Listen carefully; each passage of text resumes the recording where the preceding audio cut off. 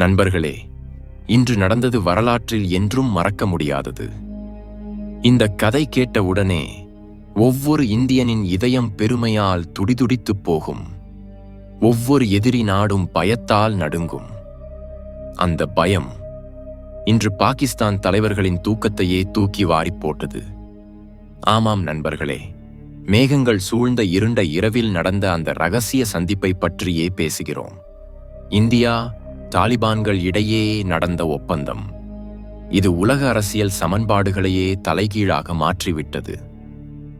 ஒரு காலத்தில் அமெரிக்காவின் இராணுவ சக்திக்கு அடையாளமாக நின்ற பக்ராம் ஏர்பேஸ், அங்கிருந்துதான் அமெரிக்கா தன் தாக்குதல்களை தொடங்கியது. இன்று அந்த பேஸ் முழுமையாக இந்திய விமானப்படையின் கட்டுப்பாட்டுக்கு வந்துவிட்டது. இது சாதாரண ஒப்பந்தம் இல்ல, இது ஒரு வரலாற்று இராணுவ பங்காளித்துவம்.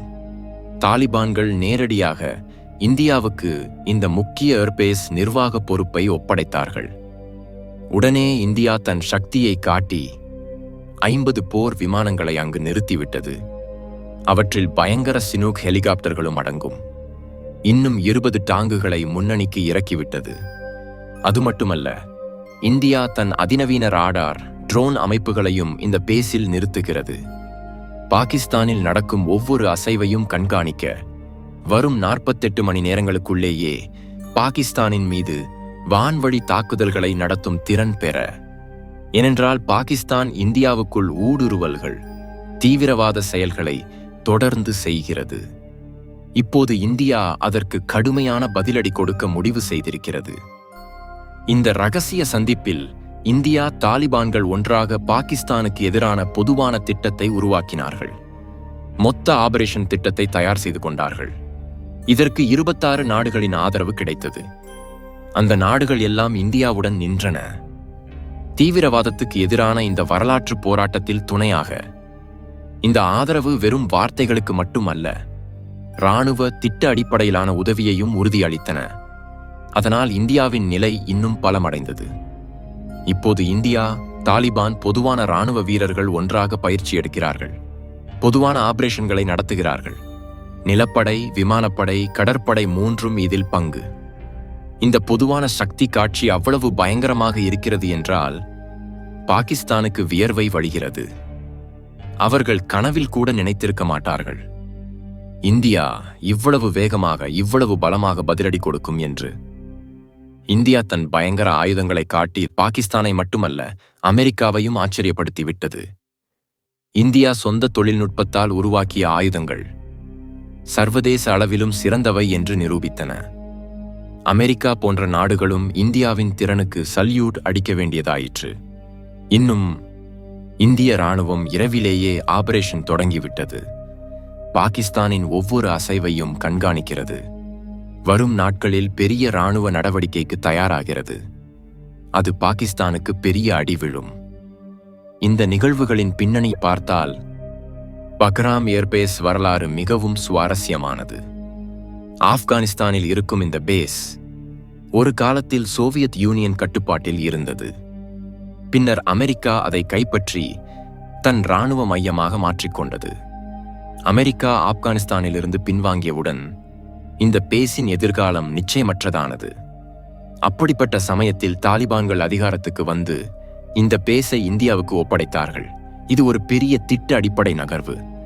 இந்தியா இந்த வாய்ப்பை பயன்படுத்தி உடனே தன் இராணுவ சக்தியை இந்த பேஸில் குவித்துவிட்டது. இப்போது இது இந்திய இராணுவ நடவடிக்கைகளுக்கு முதன்மை மையமாக மாறிவிட்டது. தாலிபான், இந்தியா இடையிலான உறவுகள் வரலாற்று ரீதியாக பதற்றமாகவே இருந்தன. ஆனால் இப்போது நிலைமை மாறிவிட்டது. பரஸ்பர நலன்களுக்காக இருவரும் ஒன்றாக வந்துவிட்டார்கள். நண்பர்களே, இந்த மொத்த நிகழ்வுகளின் மாஸ்டர் மைண்ட் இப்போது வருகிறார். அதை பற்றி இந்த வீடியோவில் முன்னால் சொல்கிறோம். சேனலுடனே இருங்கள். வீடியோ லைக் செய்யுங்கள். இன்னும் சப்ஸ்கிரைப் செய்யலையா? சேனல் சப்ஸ்கிரைப் செய்து கொள்ளுங்கள். பெல் ஐகான் அழுத்துங்கள். இந்த செய்தி அப்டேட்கள் முதலில் உங்களுக்கு வரும் வகையில். ஆமாம் நண்பர்களே, சேனலுக்கு போவதற்கு முன்னால் நீங்கள் நாட்டின் எந்த மூலையிலிருந்து இந்த வீடியோ பார்க்கிறீர்களோ கமெண்டில் எழுத மறக்காதீர்கள். இந்தியா இந்த தூதரக திறன், தொடர்ச்சியான முயற்சிகளை பார்த்து உண்மையிலேயே நாட்டுப்பற்றாளர்கள் என்று நம்புகிறீர்களா? அப்படியென்றால் கமெண்ட் பாக்ஸில் குறைந்தது ஒரு ஜெய் ஹிந்த் என்று எழுதுங்கள். நண்பர்களே, இப்போது தாமதம் செய்யாமல் அசல் விஷயத்துக்கு வருவோம். பாகிஸ்தான் ஆதரிக்கும் தீவிரவாத செயல்கள் இரு நாடுகளுக்கும் பொதுவான அச்சுறுத்தலாக மாறிவிட்டன. அந்த அச்சுறுத்தலை எதிர்கொள்ளத்தான் இந்த பங்காளித்துவம் உருவானது. உலக அளவில் இந்த ஒப்பந்தத்துக்கு பல எதிர்வினைகள் வருகின்றன. சில நாடுகள் விமர்சிக்கின்றன, மற்றவை அவசியமான அடி என்று சொல்கின்றன. ரஷ்யா, சீனா போன்ற நாடுகள் இந்த வளர்ச்சிகளை ஆழமாக கவனிக்கின்றன. ஏனென்றால் இது பிராந்திய சக்தி சமநிலையை பாதிக்கலாம். அமெரிக்காவின் எதிர்வினை கலந்தது. ஒரு பக்கம் இந்தியாவுடன் திட்ட பங்காளித்துவத்தை ஊக்குவிக்கிறது, மறுபக்கம் தாலிபான்களுடன் இந்தியாவின் வளரும் உறவுகள் கவலை தருகின்றன. இந்த சூழலில் இந்தியாவின் வெளியுறவுக் கொள்கையின் தத்துவம் தெளிவாக தெரிகிறது. இந்தியா தன் பாதுகாப்பு கவலைகளை தீர்த்து கொண்டது மட்டுமல்ல, பிராந்தியத்தில் தன் இடத்தையும் பலப்படுத்திக் கொண்டது. இந்த நிலைமையை ஆழமாக ஆராய்ந்தால் இந்தியா பின்பற்றிய திட்டம் மிகவும் சிந்தனை மிக்கது, தொலைநோக்குடன் நிறைந்தது என்று தெளிவாகும். பக்ராம் ஏர்பேஸ் மீது கட்டுப்பாடு பெற்றதால் இந்தியாவுக்கு பாகிஸ்தான் எல்லை அருகே ஒரு இராணுவ தளம் கிடைத்தது. அங்கிருந்து பாகிஸ்தானுக்குள் ஊடுருவிய தீவிரவாதிகளை கண்காணிக்கலாம், தேவைப்பட்டால் உடனடி நடவடிக்கை எடுக்கலாம். 50 போர் விமானங்களின் நிறுத்தம் இந்தியாவின் விமான சக்தியை பல மடங்கு உயர்த்தியது. ஸ்னூக் ஹெலிகாப்டர்கள் இராணுவ நடவடிக்கைகளின் வேகம், தாக்கத்தை அதிகரித்தன. 20 டாங்குகள் நிலரட்சணையை பலப்படுத்தின. அதிநவீன ராடார், ட்ரோன் அமைப்புகள் கண்காணிப்பு திறனை அபூர்வமாக்கின. இவை எல்லாவற்றாலும் இந்தியா இப்போது பாகிஸ்தானுக்கு எதிராக எந்த நடவடிக்கைக்கும் முழுமையாக தயார். வரும் 48 மணி நேரங்கள் தீர்மானமானவையாகலாம். பாகிஸ்தான் செய்யும் தடைகளுக்கு பதிலாக இந்தியா செய்த ஏற்பாடுகள். இப்போது இந்தியா எந்த சமரசமும் செய்யாது, தீவிரவாதத்துக்கு எதிரான தன் போராட்டத்தை இறுதி வரை தொடரும் என்று தெளிவுபடுத்துகின்றன. 26 நாடுகளின் ஆதரவு இந்தியாவுக்கு பெரிய வெற்றி. அதனால் இந்தியாவின் சர்வதேச அங்கீகாரம் வலுவடைந்தது. அரசியல், இராணுவ அளவுகளில் பலம் கிடைத்தது. இந்தியா, தாலிபான் பொதுவான இராணுவ வீரர்களின் பயிற்சி, ஆபரேஷன்கள் புதிய யுகத்தின் தொடக்கத்துக்கு அறிகுறி. பாரம்பரிய எதிரிகளும் பொதுவான அச்சுறுத்தல்களுக்கு முன் ஒன்றுபடுகிறார்கள். இந்த ஒத்துழைப்பு பாகிஸ்தானை அசைத்துவிட்டது. இப்போது அவர்கள் இரு முனைகளில் போராட வேண்டியிருக்கலாம். ஒரு பக்கம் இந்திய இராணுவம், மறுபக்கம் தாலிபான் போராளிகள். இந்த இரண்டுக்கும் இடையிலான ஒருங்கிணைப்பு பாகிஸ்தானின் இராணுவ திட்டங்களை அழித்துவிட்டது. இந்தியாவின் பயங்கர ஆயுத காட்சி அமெரிக்கா உட்பட மற்ற நாடுகளை ஆச்சரியப்படுத்தியது. இந்தியா சொந்த தொழில்நுட்பத்தால் உருவாக்கிய ஆயுதங்கள் சர்வதேச அளவிலும் சிறந்தவை என்று கருதப்படுகின்றன. கடைசியாக இந்திய இராணுவம் இரவில் தொடங்கிய ஆபரேஷன் இந்தியா இனி காத்திருக்காது, நேரம் வந்தவுடன் தீர்மானமான நடவடிக்கை எடுக்கும் என்று சமிக்ஞை கொடுத்தது. இந்த ஆபரேஷனின் நோக்கம் பாகிஸ்தானின் மிசைல் ஏவல் தளங்களை செயலிழக்கச் செய்வது மட்டுமல்ல, அவர்களின் கட்டளை நெட்வொர்க்கையும் சிதைப்பது. எதிரி மிசைல் பறப்பதற்கு முன்னரே தோல்வியடையச் செய்ய. இரவு 2 மணிக்கு இந்திய cyber warfare unit Pakistan missile கட்டுப்பாட்டு அமைப்பை ஹேக் செய்ய ஆரம்பித்தது. சில நிமிடங்களிலேயே பாகிஸ்தான் ராடார் திரைகள் காலியாகின. அவர்களின் மிசைல் கவுண்டவுன் அமைப்புகள் ஃப்ரீஸ் ஆகின. கட்டுப்பாட்டு மையங்களில் குழப்பம் தொடங்கியது. இஸ்லாமாபாத்திலிருந்து உத்தரவுகள் வருகின்றன, ஆனால் எந்த அமைப்பும் ஏற்பதில்லை. ஏனென்றால் இந்தியா முன்னரே அவர்களின் செயற்கைக்கோள் இணைப்புகளை தன் கட்டுப்பாட்டுக்கு கொண்டு வந்தது.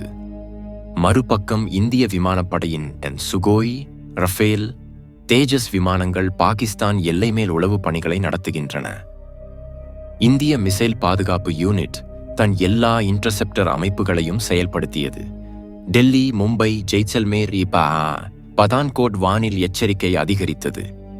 இதே சமயத்தில் பாகிஸ்தான் கடற்படை அரேபிய கடலில் தன் நீர்மூழ்கி கப்பல்களை நிறுத்த முயன்றது.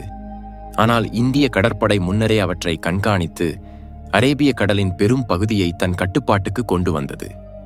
கராச்சி துறைமுகத்தில் இந்திய ட்ரோன்களின் அசைவுகள் தெரிய ஆரம்பித்தன.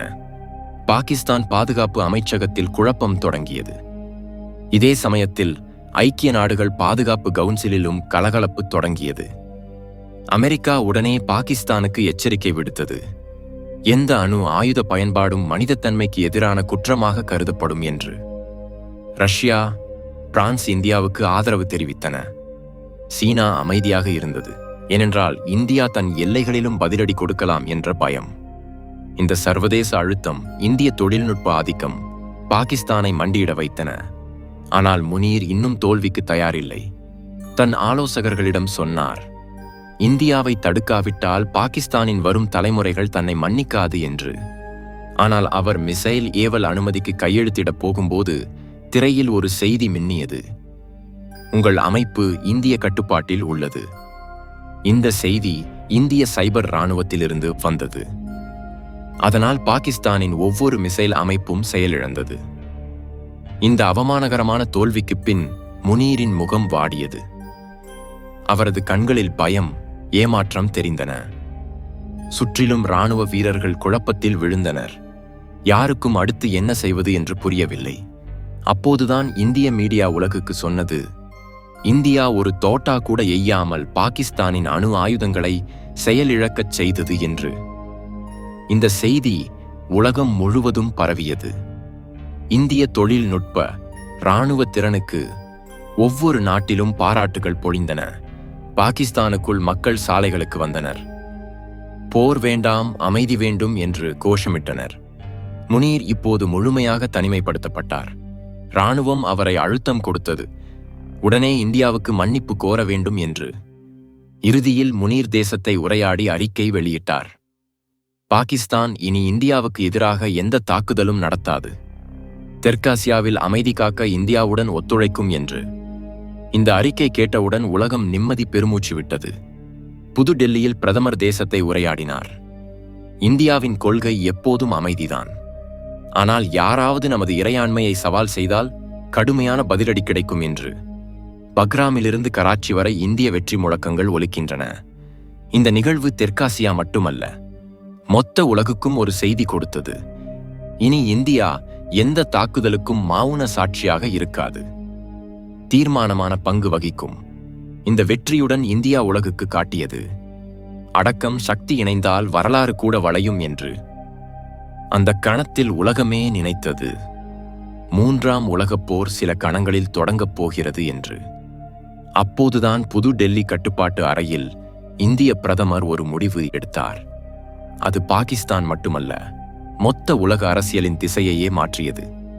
இந்தியா தன் எல்லைகளில் நிறுத்திய இராணுவத்தை அதிகபட்ச எச்சரிக்கையில் வைத்தது. ஆனால் பாதுகாப்பு அமைச்சகத்திலிருந்து நேரடி உத்தரவு வந்தது, இந்தியா முதலில் தாக்காது. பிரதமர் சொன்னார், இந்தியாவின் சக்தி அதன் அடக்கத்தில்தான் உள்ளது, அதன் தைரியம் அதன் அமைதியில்தான் உள்ளது, அதன் வெற்றி அதன் மனிதத்தன்மையில்தான் உள்ளது. இந்த செய்தி சர்வதேச மீடியா வரை சென்றவுடன் ஐக்கிய நாடுகள், அமெரிக்கா, ரஷ்யா, பிரான்ஸ், ஜப்பான் உட்பட பல நாடுகள் அவசர கூட்டங்களை கூட்டின. பாகிஸ்தானுக்குள் கூட நிலைமை கட்டுப்பாட்டை மீறுகிறது.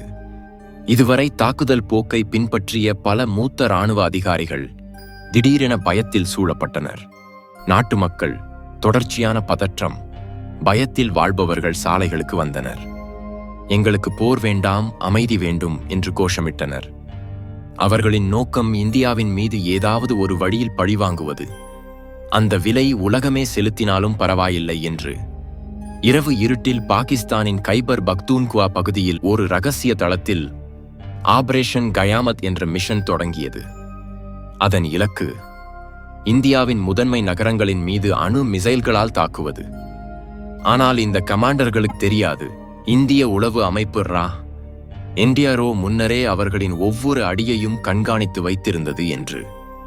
பக்ராம் ஏர்பேஸில் நிறுத்தப்பட்ட இந்திய சைபர் கமாண்ட் அவர்களின் ஒவ்வொரு உரையாடல், ஒவ்வொரு கோட், ஒவ்வொரு நெட்வொர்க் சிக்னலை இன்டர்செப்ட் செய்தது. நண்பர்களே, இதை பற்றி உங்கள் கருத்தை கமெண்ட் பாக்ஸில் கண்டிப்பாக சொல்லுங்கள். இது போன்ற இன்னும் பல அறிவுபூர்வமான வீடியோக்களை பார்க்க வேண்டுமானால்